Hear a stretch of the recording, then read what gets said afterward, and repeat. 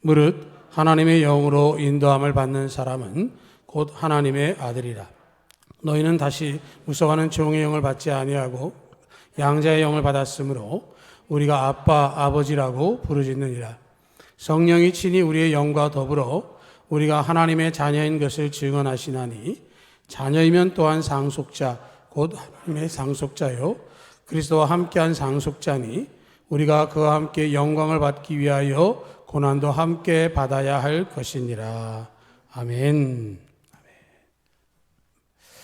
우리가 예수님을 믿으면 우리에게 놀라운 일들이 일어납니다.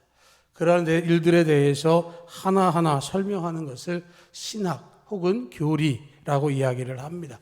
그래서 신앙생활을 시작하게 되어지면 교회에서 하나님에 대해서 또 예수님에 대해서 우리 자신 어떤 존재인가에 대해서 배우는 교리 공부를 통해서 우리의 신앙을 확증할 수 있고 또 확실한 믿음의 길로 이끌어 줍니다. 그런데 초대교회 시절에는 그런 일들이 있지 못했습니다. 그러다 보니까 각자 자기의 생각대로 풀어가기도 했고 또 그 틈을 타서 이단들이 들끓기도 했습니다. 그래서 사도 바울은 이런 문제에 대해서 심각하게 여기고 사도 바울이 가서 복음을 전해서 교회를 세우는 곳마다 예수님 믿는 것이 무엇인지, 예수님 믿고 일어나는 일들이 무엇인지, 그리고 예수 믿는 사람들이 왜 함께 예배해야 하는지에 대해서 가르치고 그 일을 통해서 교회를 세워갔습니다. 그래서 사람들에게 이해하기 좋은 하나의 단어들을 찾아냈는데요. 칭의, 의롭다고 인정해 주시는 것에 대해서 설명을 했고, 중생, 거듭남에 관해서 말씀을 했고요.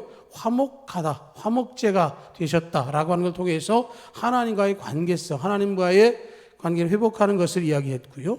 구속하셨다라는 걸 통해서 우리의 죄를 속죄하시면서 구원해 주셨다. 이런 얘기들을 하나하나 풀어주었습니다. 어떻게 보면 교회 안에서 쓰이는 단어이긴 하지만 이것에 대해서 우리가 확실하게 알 수 있도록 도움을 주는 것이고요. 오늘은 그 가운데에서 양자라고 하는 단어를 이제 이야기하려고 합니다. 우리가 예수를 믿고 나면 이 하나님의 양자가 된다라고 말합니다. 하나님께서 우리를 하나님의 자녀로 입양하셔서 우리가 하나님의 자녀가 되었다라고 하는 것이죠.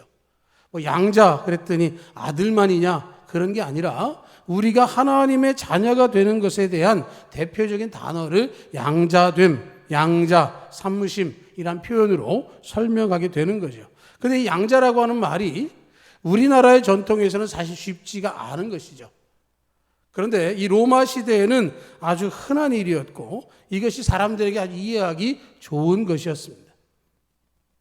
양자를 삼는다라고 하는 일은 로마 시대에 흔하게 있었던 일이기도 하고요. 그 당시에 정치적인 중심 세력이었던 상원의 역할을 했던 원로원에서는 그런 일들을 많이 하게 되어졌습니다.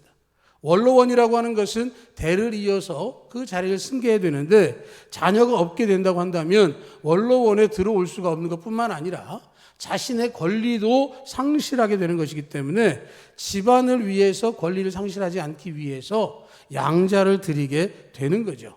상속자이기도 하고 후계자이기도 한 것이죠. 우리가 배너에서 보면 배너가 노예로 잡혀갔다가 그 함장의 양자가 되는 것을 우리가 영화에서 본 적이 있는데요. 그런 일들이 아주 보편적으로 이루어졌습니다. 내가 양자로 삼는 그 대상이 누구와는 관계없어요. 양자로 삼고자 하는 자의 의지만 있으면 신분 여하를 막론하고 피부 색깔을 막론하고 양자로 삼을 수 있게 되는 것이죠. 그러니까 로마에서 흔한 일이었고 로마의 초대 황제였던 아우구스투스도 시저의 그러니까 가이사르의 양자로서 그가 황제가 될 수 있었습니다. 그러니까 양자가 된다라고 하는 것에 굉장한 특권을 알게 되는 거죠. 친자녀는 아니지만 양자가 되는 걸 통해서 큰 권한을 물려받을 수 있게 된다라고 하는 거죠. 이 말이 바로 사도 바울이 우리가 예수님 믿게 되면 하나님께 입양이 되고 하나님의 자녀가 된다라는 것이죠.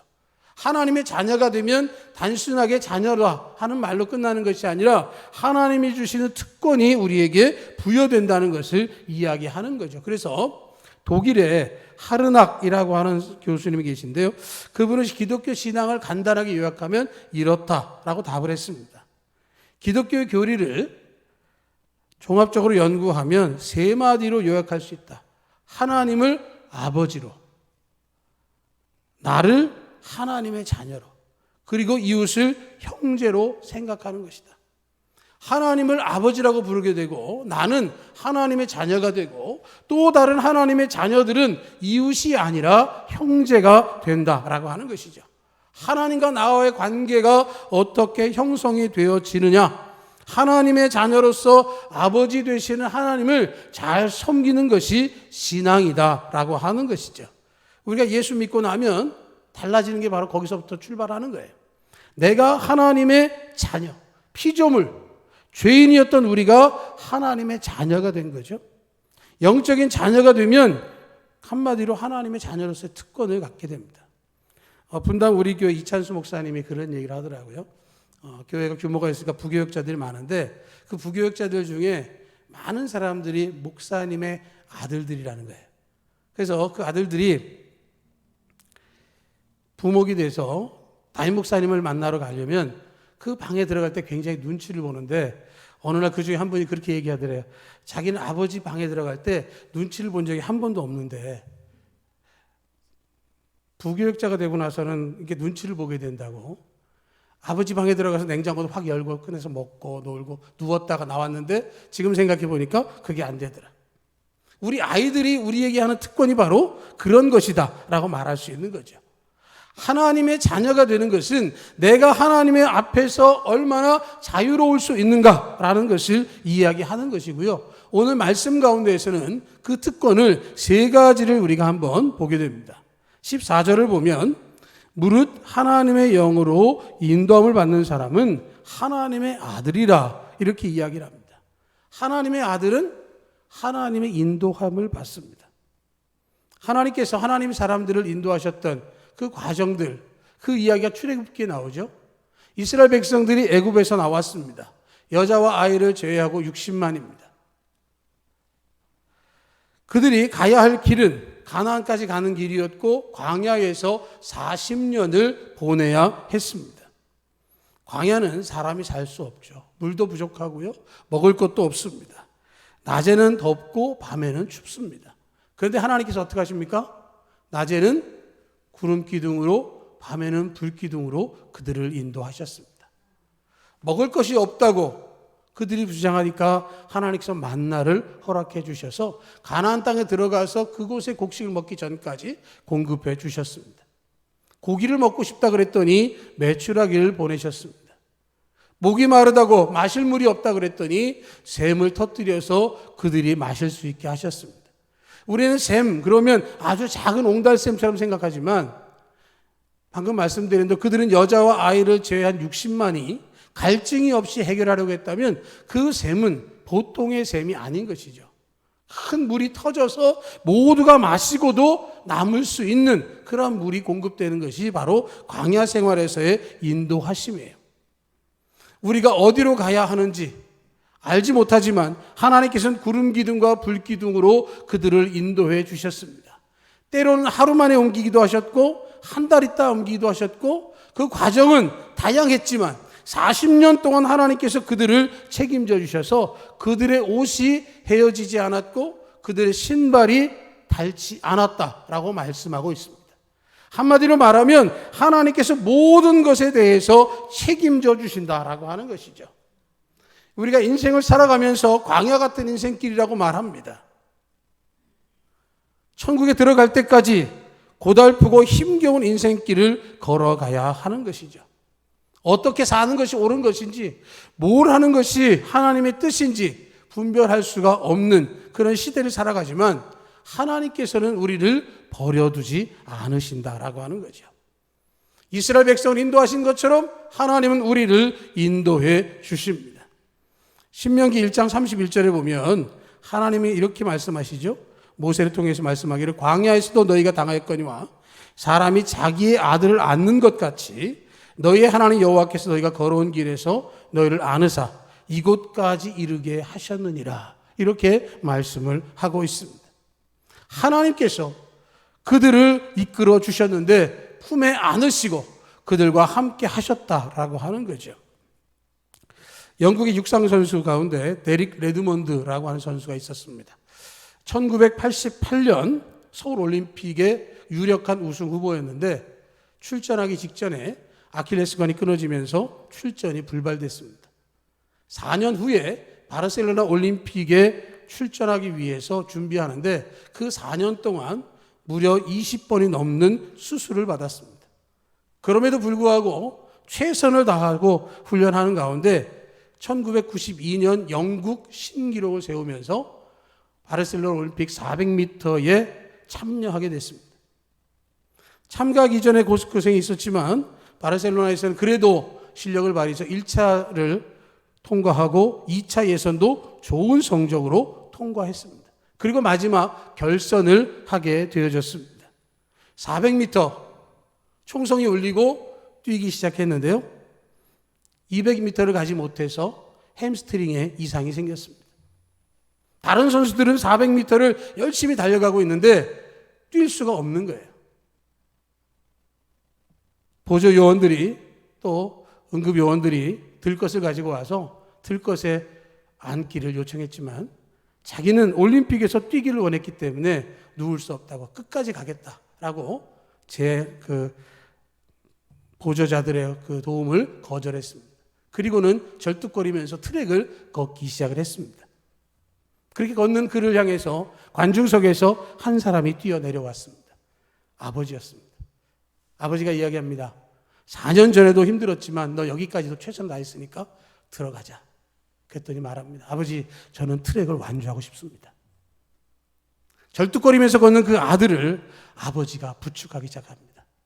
그리고 400m 트랙을 완주합니다. 어찌 보면 우리 인생을 살아가면서 그런 일들을 겪을 수가 있습니다. 목표하고 있지만 목표에 가기에는 감당할 수 없는 상황들을 맞이할 때가 있는 것이죠. 그럴 때 그 아버지와 같은 하나님의 손길이 우리를 붙들어 주십니다. 우리와 함께 걸어주시고 우리를 안고 목적지까지 인도해 주시는 것이죠. 그 장면을 바라봤던 수많은 사람들은 박수와 격려로 그들에게 응원했고 큰 감동을 얻게 되어졌습니다. 광야를 살아갔던 이스라엘 백성들을 하나님께서 안아주시는 것 같이 그들을 이곳까지 인도하셨다라고 말했다고 한다면 우리에게도 하나님은 동일하게 역사하기를 원하십니다. 왜냐하면 우리가 하나님의 자녀이기 때문에 그렇습니다. 넘어지고 쓰러지면 우리에게 다가오셔서 손을 내밀어 주십니다. 갈 바를 알지 못하면 이곳으로 가야 한다라고 우리를 이끌어 주십니다. 이게 하나님의 자녀가 됐기 때문에 우리가 누리게 되는 특권인 것이죠. 그리고 또 하나의 특권을 이야기합니다. 15절에서 말합니다. 양자의 영을 받았으니 우리가 아빠, 아버지라고 부르짖느니라. 그렇죠? 예수님을 믿고 우리 안에 성령이 내주하시고 그 영을 양자의 영이라고 이야기를 합니다. 그리고 그 영을 받은 사람들은 하나님을 아빠, 아버지라고 부를 수 있다라고 되어 있는데요. 여기 15절 말씀 보면 아빠, 아버지라고 어떻게 하고 있죠? 부르짖습니다. 아빠 하고 부르는 게 아니에요. 아빠 하고 부르는 거예요. 여러분, 양자의 영을 받아서 이 아빠, 아버지라고 부른다라고 하는 것이 아빠, 아버지라고 부를 수 있게 됐다로 끝나는 게 아니라 부르짖는다는 얘기는 뭐냐면 내가 급하고 내가 위기를 만날 때 언제나 부르면 내게 달려오는 분이다 라고 하는 것이죠.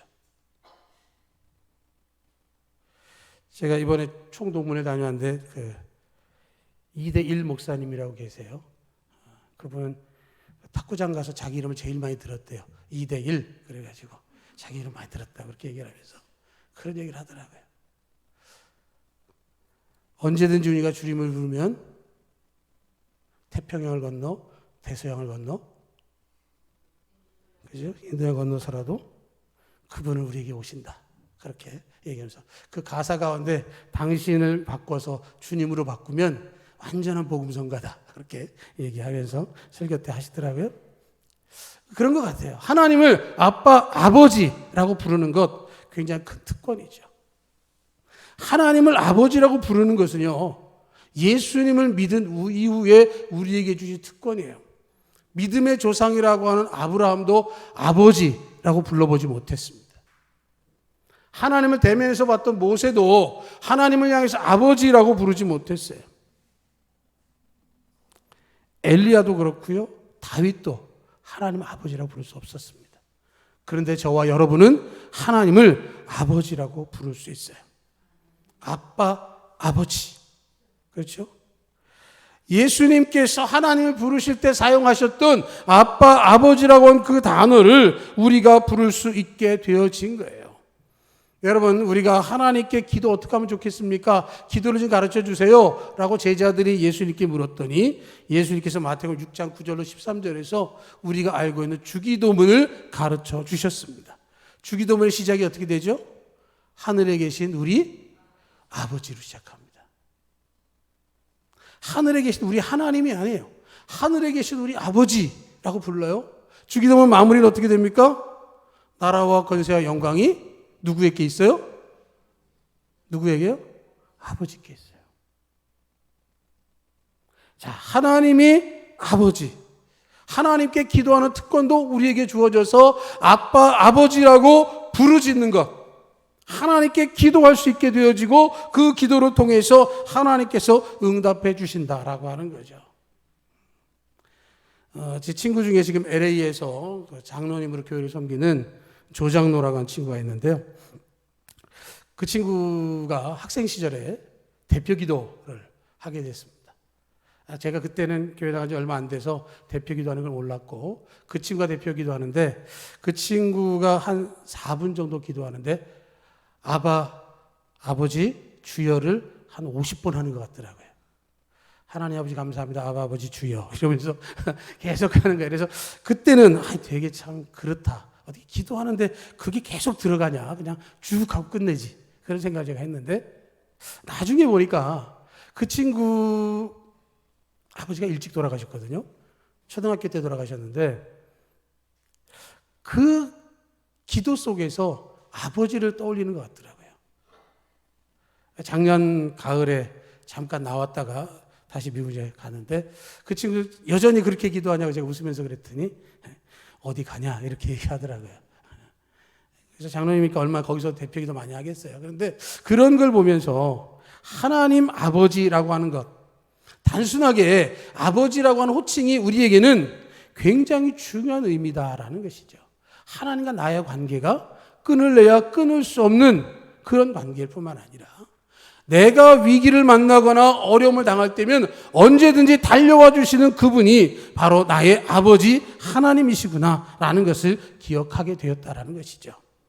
여러분이 아버지라고 부르는 것은 하나님과 여러분 사이에 한 라인이 놓인 거예요. 언제든지 여러분이 외치면 그 음성을 듣게 되어지는 것이고 무엇이든지 하나님께 구하면 하나님께서 아들이 아버지에게 구하는 것과 같이 응답해 주신다라고 하는 것이죠. 사람들은 사람끼리 이야기할 때 무언가 생각해야 되고 또 접어야 되고 참아야 되는 것들이 있어요. 그러나 하나님 앞에서는 그런 것 없습니다. 육신의 아버지에게는 뭔가 조심스러운 게 있을지 모르지만 우리의 하늘 아버지에게는 우리의 모든 것을 다 고백할 수 있는 것이고 그 기도를 하나님께서 들어주시는 것이 바로 특권인 것을 기억하시기 축복합니다. 여러분, 그리고 세 번째 특권을 이야기합니다. 17절에 자녀이면 또한 상속자 곧 하나님의 상속자요 그리스도와 함께한 상속자니 우리가 그와 함께 영광을 받기 위해 고난도 함께 받아야 할 것이니라 그런 말씀을 하시고 계세요. 하나님의 자녀가 되면 하나님의 상속자가 된다라고 말씀을 하시죠. 그리스도와 함께한 상속자, 그렇죠? 하나님의 친자이신 예수님과 동일한 공동 상속자가 된다라는 거예요. 상속자가 되면 궁금한 게 뭘까요? 누구로부터 상속받는다. 뭐가 궁금하죠? 우리 아버지 갖고 계신 게 뭘까? 굉장히 궁금하지 않겠어요?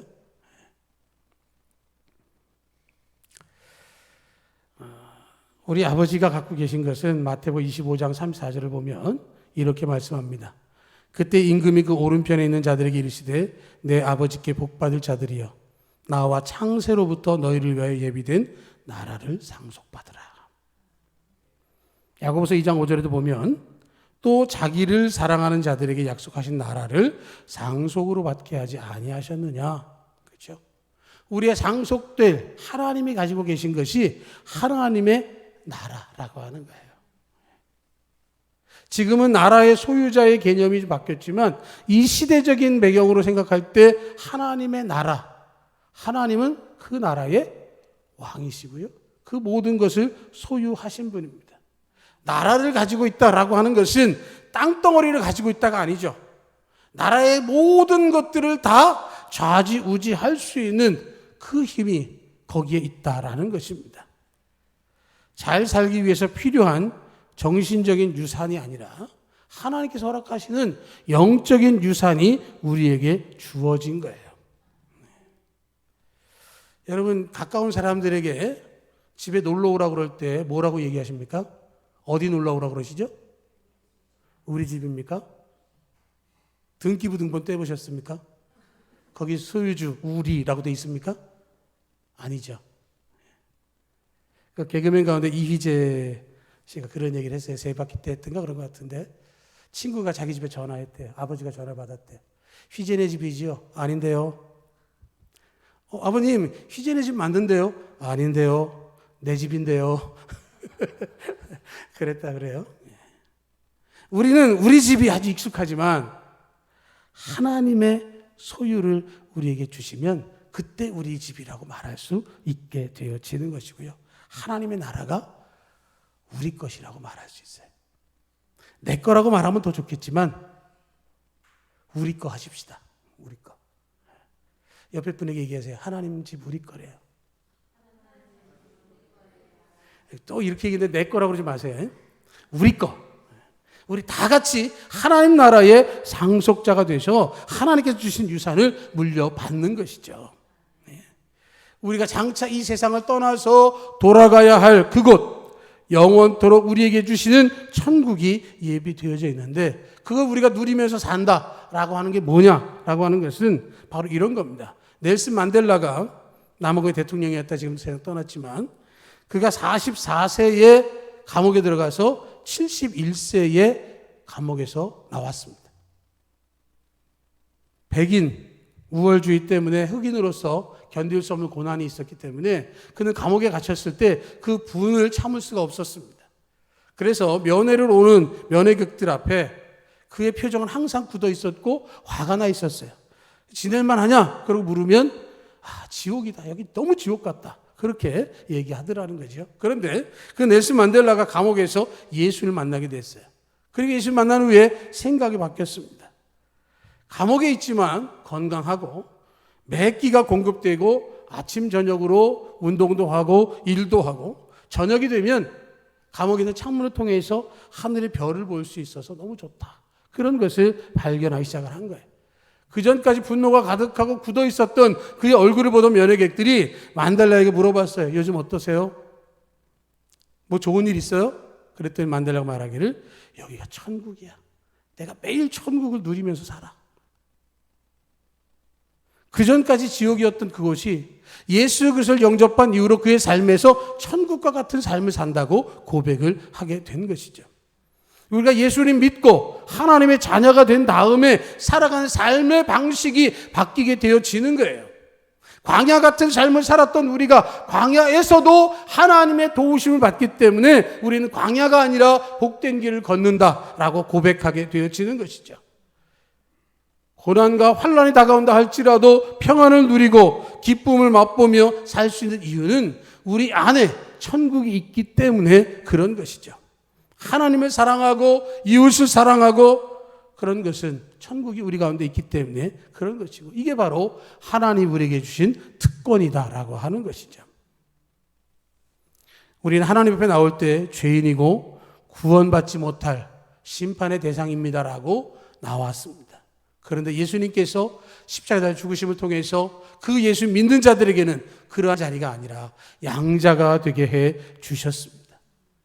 우리의 삶을 주님은 인도하기를 원하시고 우리가 아빠, 아버지라고 부를 때마다 응답하기를 원하시고 우리의 모든 것을 하나님께서 허락해 주실 것뿐만 아니라 하나님의 것이 우리의 것이라고 말씀해 주고 있습니다. 이 진정한 특권을 소유하시고 기쁨 가운데 풍성한 은혜 가운데 모두 되기를 주님의 이름으로 축복합니다. 아멘.